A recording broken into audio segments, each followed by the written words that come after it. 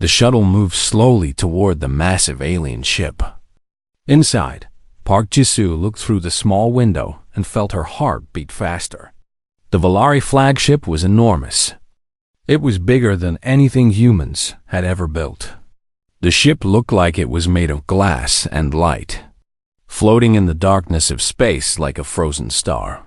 Jisoo was the ambassador from Earth. She had spent 20 years learning how to talk to aliens, how to find peace between different worlds. But this mission was different. The Valari had been enemies of humanity for 30 years. Not a hot war with bombs and death, but a cold war. A war of silence and fear and waiting. Sitting next to her was Ru Taiwan. He was a soldier, trained to protect people like Jisoo. His job was to keep her safe. But the Valari had made one thing very clear. No weapons. The humans must come with empty hands. Taiwan did not like this rule. He had fought against the Valari in small battles before. He knew how dangerous they could be. But orders were orders, and peace was more important than his comfort. The shuttle entered the Valari ship through a large opening that glowed with blue light. When they landed, Jisoo took a deep breath. This was the moment. Everything she had worked for came down to what happened next. The door opened, and cold air rushed inside. The Valari were waiting for them. Jisoo had seen pictures of the Valari before, but seeing them in person was different. They were tall, almost 3 meters high. Their bodies looked like they were made of crystal, with colors shifting inside them like trapped rainbows. They had no faces like humans did. Instead, they had smooth surfaces where faces should be, with lights that moved and changed to show their feelings. The leader stepped forward. His body was darker than the others, purple and black, like a bruise made of glass. "I am Keth," he said. His voice did not come from a mouth. It came from everywhere at once, like the ship itself was speaking. "High Arbiter of the Valari Collective. You are the human ambassador." It was not a question. "I am Park Jisoo," she said, keeping her voice calm and clear. "I come with hopes for peace between our peoples." Keth made a sound that might have been laughter. The lights in his body flickered. "Peace," he repeated. "Humans speak of peace while they spread across the galaxy like a disease. You are a young species, emotional, unpredictable. Why should we trust you?" Jisoo did not let his words hurt her. She had heard worse things from her own people. "Because war benefits no one," she said simply. "We have both lost ships, both lost lives, both lost time that could have been spent building instead of destroying." But behind Keth, the other Valari shifted. Their lights changed colors, communicating in ways Jisoo could not understand. She knew they were talking about her, judging her. Keth was silent for a long moment. Then he turned and began walking into the ship. "Come," he said. "We have prepared a welcome ceremony for you. It is tradition among our people to honor guests properly." Jisoo followed, and Taiwan stayed close beside her. As they walked through the ship, Jisoo noticed how quiet it was. No footsteps echoed. No machines hummed. It was like walking through a dream. The great hall was at the center of the ship. It was a massive room with walls that seemed to go up forever, disappearing into darkness. Hundreds of Valari stood on platforms that floated at different heights, all looking down at the two small humans walking across the floor. Jisoo felt very small. She knew this was on purpose. The Valari wanted her to feel weak. They wanted her to be afraid. She refused to give them what they wanted. Keth stopped in the center of the room and turned to face them. His lights were brighter now, almost angry. "Among our people," he said, "we have guardians. Sacred beasts that have protected the Valari for thousands of years. They are our most powerful creatures, our most terrifying weapons." Jisoo felt Taiwan tense beside her. Something was wrong. "To honor your visit," Keth continued, We will release one of these guardians from its sleep. The Varth will greet you personally." The reaction from the other Valari was immediate. Their lights flickered wildly.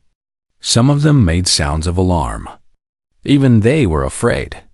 "What is a Vorth?" Taiwan asked quietly. No one answered him. On one side of the great hall, a section of the wall began to move. Something behind it was waking up. Jisoo could hear it now, a low sound, like rocks grinding together. Whatever was in there was big. Very big. The Valari on their platforms moved higher, getting as far away from the floor as possible. Keth stayed where he was, but Jisoo could see his lights changing. Even he was not completely calm. "This is a test," Jisoo whispered to Taiwan. "They want to see how we react." "React to what?" Taiwan asked. The wall finished opening. Cold mist poured out of the darkness behind it. And then, slowly, something began to move. Jisoo had faced many dangers in her life. She had stood before angry crowds, walked through war zones, and negotiated with criminals who wanted her dead. But nothing had prepared her for what came out of that wall. The Vorth emerged from the mist, and for the first time in many years, Park Jisoo felt true fear. The creature that walked out of the darkness was like nothing Jisoo had ever seen. It was massive, bigger than any animal on Earth. It moved on 6 legs, each one thick with muscle and covered in dark scales that looked like armor. Its body was low to the ground, built for hunting, built for killing. The Varth had 4 eyes that glowed with orange light. They moved separately, looking in different directions at once, taking in everything around it. Its mouth was closed, but Jisoo could see the shape of teeth behind its lips. Many teeth. The creature was at least 4 meters long and probably weighed more than a small car. When it breathed, mist came from its nose. When it walked, its claws clicked against the floor like knives tapping on stone. It was beautiful in the way that a storm is beautiful. Dangerous and powerful and completely without mercy. Taiwan moved in front of Jisoo automatically, putting his body between her and the beast. He had no weapons, no way to fight this thing, but his training would not let him stand aside. If he was going to die, he would die protecting her. The Valari watched from their high platforms. Their lights flickered with emotions Jisoo could not read. Were they excited? Afraid? Amused? She could not tell. Keth stood off to the side, his body glowing brighter than before. "The Vorth is the greatest predator our world ever created," he said. "We found them in the deep caves of our home planet. They nearly destroyed us before we learned to control them. Now, we keep them in sleep, releasing them only for special occasions."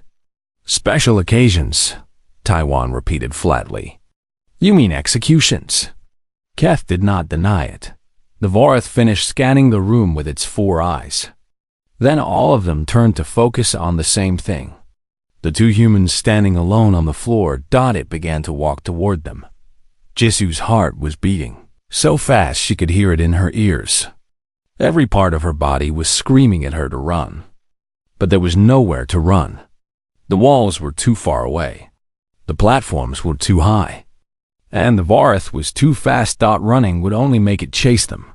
She put her hand on Taiwan's shoulder. "Wait," she said softly. "Don't move. Are you serious?" He asked through his teeth.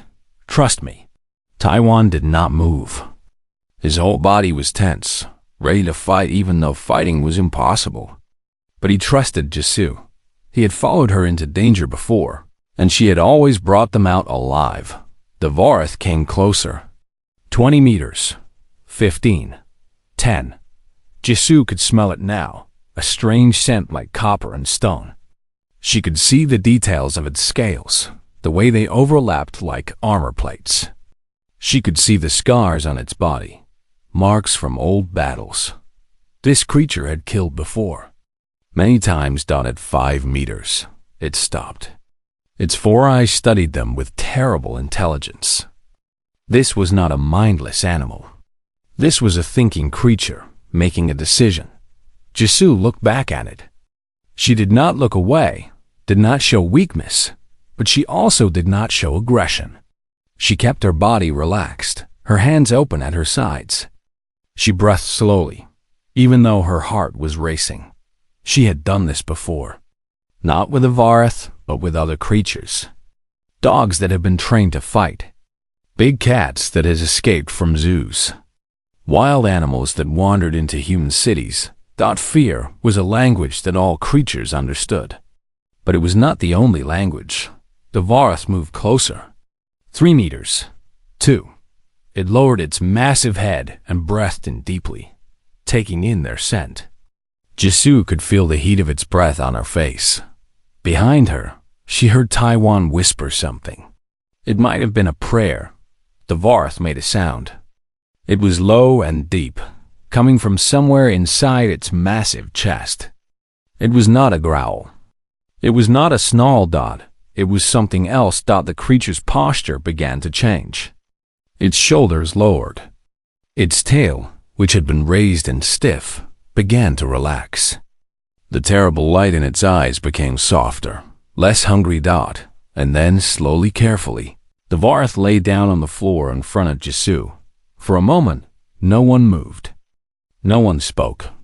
The great hall was completely silent. Then the Vareth made another sound. This one was even stranger than the first. It was a rumble, a vibration that Jisoo could feel in her chest. It took her a moment to understand what she was hearing. The creature was purring. Up on the platforms, the Valari began to make sounds of confusion and alarm. Their lights flashed in chaotic patterns. Some of them were backing away, even though they were already high above the floor. Keth's body went completely dark. When he spoke, his voice had lost all its confidence. "That is impossible," he said. "The Vareth do not. They cannot." Jisoo ignored him. Very slowly, she knelt down until she was at eye level with the creature. It watched her, those 4 orange eyes following every movement. But there was no hunger in them now. There was something else.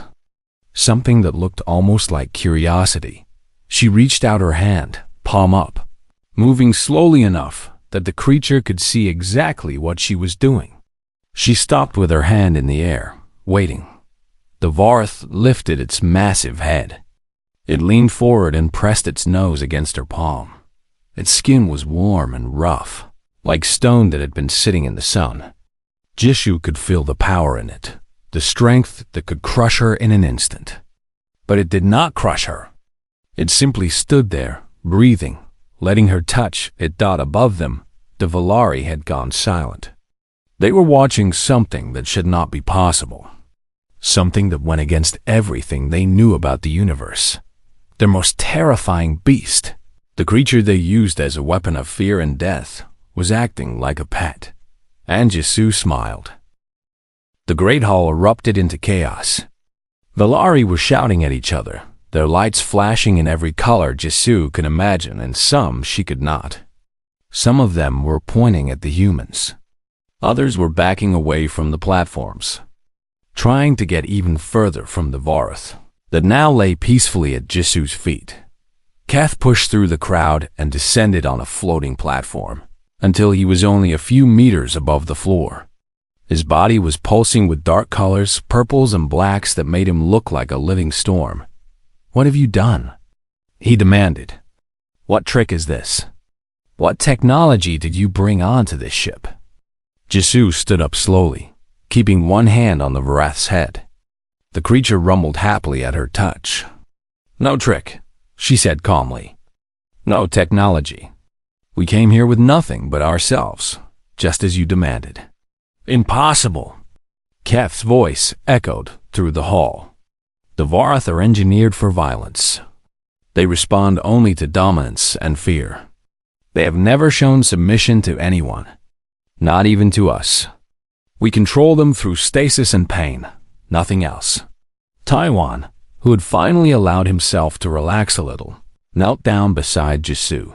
The Vareth turned one of its 4 eyes toward him, studying him. He held out his hand, and the creature sniffed it carefully before pressing its nose against his palm. "That is the difference between us," Taiwan said. "You see this creature as a weapon. We see it as an animal." Kath made a sound of disgust. "It is the same thing." "No," Jisoo said. "It is not." She began to scratch behind what might have been the Varath's ears. The creature's purring grew louder, and one of its back legs began to twitch slightly. Jisoo smiled at the familiar movement. Every planet had different life, but some things were universal. "Humans have lived with predators for our entire history," she explained. "Our world is full of creatures that can kill us. Lions, tigers, bears, wolves, sharks. We share our planet with thousands of animals that see us as food." The Valari were listening now, their lights dimming as they focused on her words. "We could have fought them all," Jisoo continued. "We could have killed every dangerous creature on our world. We had the tools. We had the numbers. But we did not." "Why?" Keth asked. His voice was quieter now, more confused than angry. Taiwan answered. "Because we learned something very early in our history. We learned that predators are not evil. They are just trying to survive, like everyone else. And if you can understand what they need, if you can give them food and safety and companionship, they stop seeing you as prey." He gestured toward the Varth. This creature was afraid when it woke up. It was confused and surrounded by beings who have only ever caused it pain. Then it found two creatures who were not afraid of it, who did not try to hurt it, who simply treated it like a living thing instead of a weapon. Jisoo nodded. 40,000 years ago, humans took wolves into our homes.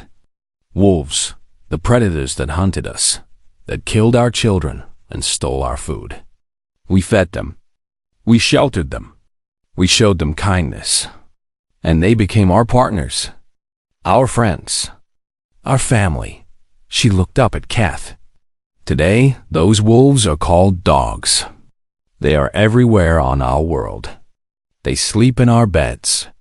They play with our children. They protect us with their lives, not because we force them to, but because they love us. The words seemed to confuse Kath. "Love?" "Yes," Jisoo said. "Love, the most powerful force in the universe. More powerful than fear. More powerful than pain. More powerful than any weapon you could ever create." The great hall was completely quiet now. The Valari stared down at the small human woman, who sat on the floor with their greatest monster purring in her lap.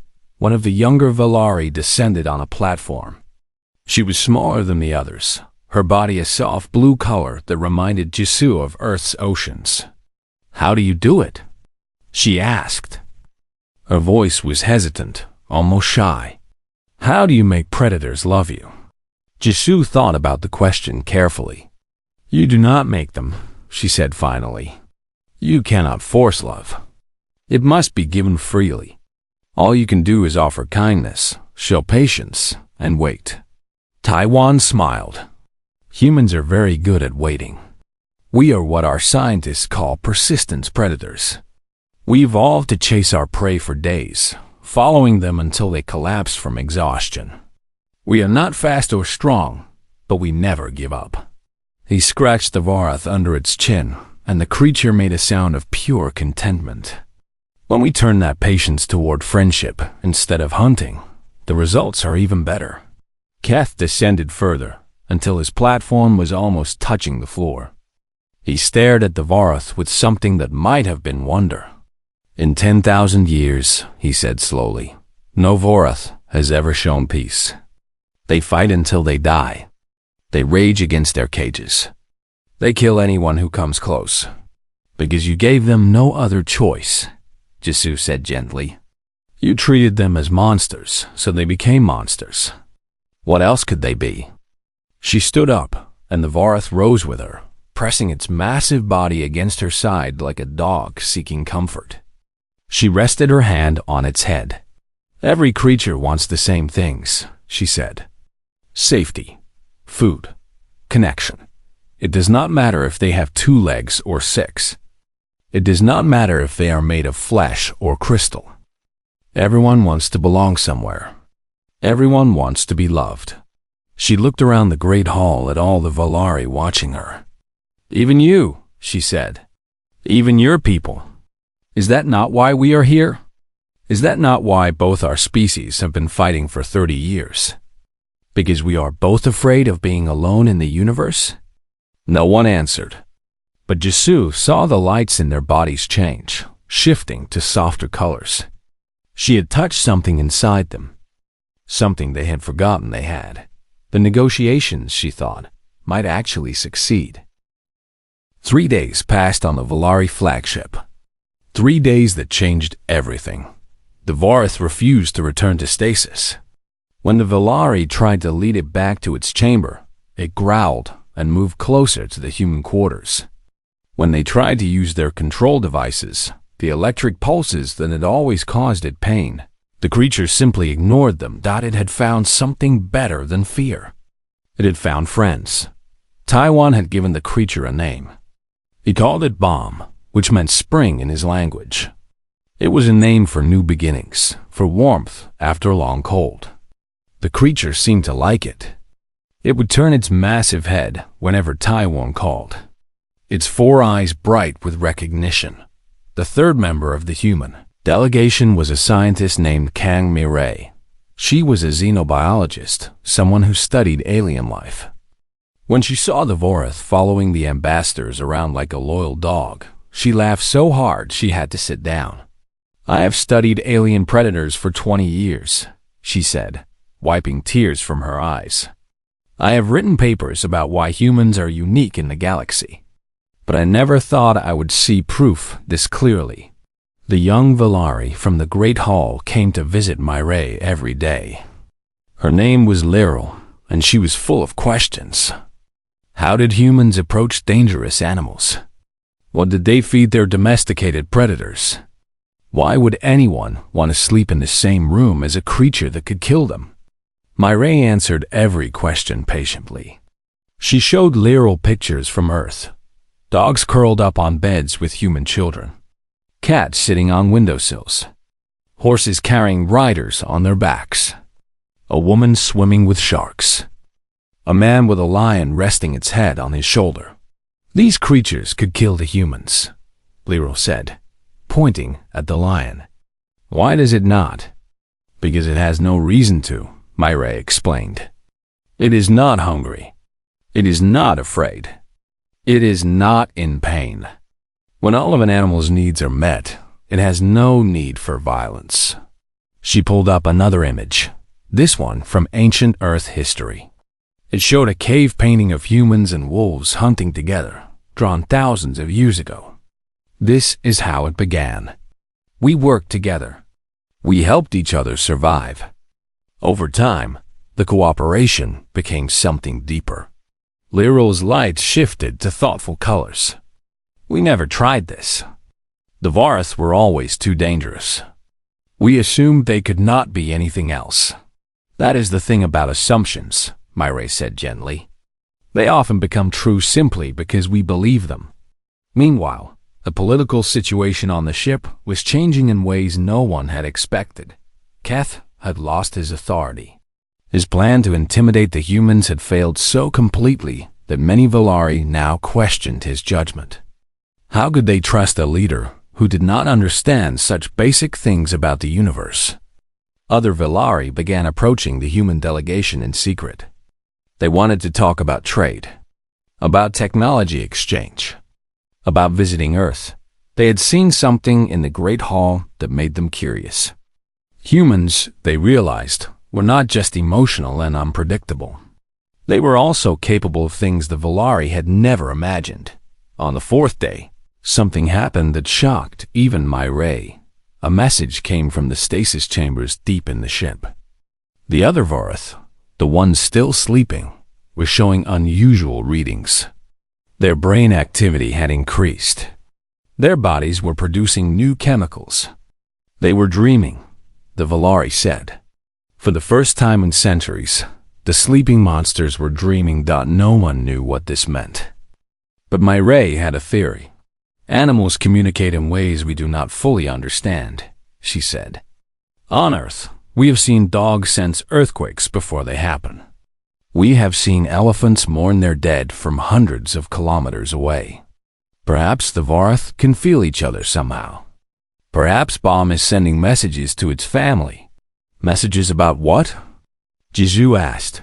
Myray looked at the Vorath, who was currently letting Taiwan scratch its belly while making sounds of pure happiness. Messages about us, she said.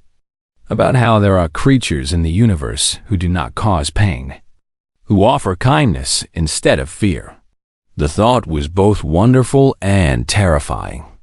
If the Vorath were telling each other about humans, what would happen when they woke up? Would they be friendly? Or would they be angry that they had been kept in cages for so long? There was only one way to find out. Jisoo made a decision. She asked Kath for permission to visit the stasis chambers. She wanted to see the other Vorath. She wanted them to see her. Kath refused at first. It was too dangerous, he said. The stasis was fragile. Any disruption could wake them all at once. But Jisoo was calm and persistent. She explained that the Vorath were already waking up on their own. Nothing the Valari did would stop it. The only question was whether they would wake up as enemies or as friends. Let me try, she said. If I fail, you lose nothing. If I succeed, you gain everything. In the end, Kath agreed. He did not have much choice. The old ways were not working. Perhaps it was time to try something new. They went to the stasis chambers together, humans and Valari, walking into the darkness where the monsters slept. Bomb walked at Jisoo's side, purring softly. Whatever happened next, she would not face it alone. The stasis chambers were cold and quiet. They stretched deep into the heart of the Valari ship, row after row of glass containers filled with sleeping monsters. Each container held one Vorath, frozen in time, waiting to be released for death and destruction. Jisoo walked slowly between the rows, looking at each creature. They were all different sizes and colors. Some had darker scales, some had more scars. But they all shared the same basic shape, the same powerful bodies, the same deadly potential. And now, as Myray had said, they were all dreaming. Jisoo could see it in the way they moved inside their containers. Small twitches, slight changes in breathing, eyes that moved beneath closed lids. They were aware of something, even in their frozen sleep. Bomb walked beside her, making soft sounds. It was talking to them, Jisoo realized, sending messages in ways humans could not hear or understand. She stopped in front of one container. The Vorath inside was large, almost as big as Bomb. Its scales were a deep red color, like dried blood. It had more scars than any of the others. This one, she thought, had fought hard against its captivity. She placed her hand on the glass. "Hello," she said quietly. "I know you can hear me somehow. I know you are dreaming about a world beyond this cage." The creature's eyes opened. Behind her, the Valari made sounds of alarm. Keth stepped forward, reaching for his control device. But Jisoo raised her other hand. "Wait," she said. "Let me try." The Vorath stared at her through the glass. Its eyes were not orange like Bomb's. They were deep purple, dark and old, and full of something that might have been rage. Jisoo did not look away. "I am not your enemy," she said. "I am not here to hurt you. I am here to offer you a choice." She felt the glass vibrate under her hand. The creature was growling, a sound so deep she felt it in her bones. But it was not attacking. It was listening. "You have known nothing but pain," Jisoo continued.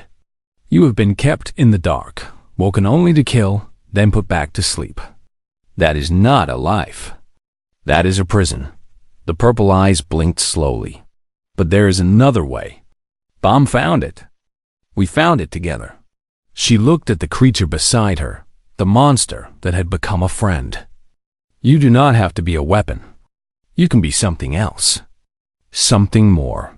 The Vorath in the container pressed its nose against the glass. It was not attacking. It was reaching for her. Jisoo turned to Keth. "Open it," she said. The Valari High Arbiter stared at her. "You are insane." "Maybe," she admitted. "But I am also right. You cannot keep them in cages forever. Sooner or later, they will wake up on their own. When that happens, do you want them to remember only pain? Or do you want them to remember this moment when someone offered them kindness?" Keth's lights flickered. He was afraid. They all were. But he had seen what happened in the Great Hall. He had watched Bomb transform from a monster into a companion. With a trembling hand, he activated the release sequence. The glass dissolved. Cold air rushed out of the container. The red-scaled Vorath stepped forward, free for the first time in years. It was even bigger than Jisoo had thought. Its head alone was almost as large as her whole body. It towered over her, blocking out the light, filling her vision with scales and teeth and muscle. For a long moment, nothing happened. The creature breathed. Jisoo breathed. The whole chamber held its breath. Then Bomb moved forward. It pressed its body against the larger Vorath, making soft rumbling sounds. The two creatures touched noses, shared scents, communicated in their ancient language. The red-scaled monster looked at Jisoo. Its eyes had changed. The rage was still there, but it was buried now under something else. Curiosity, hope, a tiny spark of trust. It lowered its massive head until its nose was level with Jisoo's face. She reached out and touched it gently. Just as she had touched Bomb days before, the creature closed its eyes and purred. The peace treaty was signed 1 week later. It was the most comprehensive agreement ever made between humans and an alien species. Trade routes were established. Technology would be shared. Cultural exchanges were planned. Human trainers would visit the Valari homeworld to help them build new relationships with their creatures. But the most important part of the treaty was not written on any document. It was understood without words. Humans were not dangerous because they were violent. They were dangerous because they found reasons not to be. They turned enemies into friends. They transformed weapons into companions. They offered kindness to creatures that had known only pain. This terrified the Valari more than any army ever could. On the day the human shuttle prepared to leave, a difficult question arose. What about Bomb? The Vorath had made its choice clear. It stood at the shuttle doors, refusing to move, looking at Taiwan with eyes full of something that could only be called love. "I suppose," Jisoo said with a small smile, "we are bringing a souvenir home." The shuttle doors closed. The engines fired. And the small ship, carrying 2 humans and 1 reformed monster, flew toward the stars. Back on the Valari flagship, young Valari gathered at the observation windows. They watched the human ship disappear into the darkness, carrying something that had once been their most fearsome weapon. Laryl stood among them, her lights shifting to soft blues and greens. "The humans did not defeat the Vorath," she said quietly. "No," another Valari agreed. "They did something far more terrifying." Laryl nodded. They loved it. Far away, in the shuttle flying toward Earth, Bomb lay on the floor with its head in Taiwan's lap. The creature was purring again, content and safe and happy. Taiwan stroked its scales gently. "Do you think they understand?" he asked Jisoo. "Do you think the Valari really know what happened here?" Jisoo looked out the window at the stars.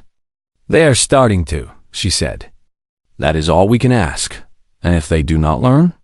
If they go back to their old ways?" Jisoo smiled. "Then we will come back. We will bring more kindness, more patience, more love." She reached down and scratched Bomb behind the ears. We will keep coming back until they understand. That sounds exhausting, Taiwan said. Perhaps. But humans are very good at waiting. Bomb rumbled happily, and the stars wheeled slowly past the windows, and the small ship carried its passengers home. Behind them, the universe was changing. A new path had been opened, one built not on fear and violence, but on something much more powerful.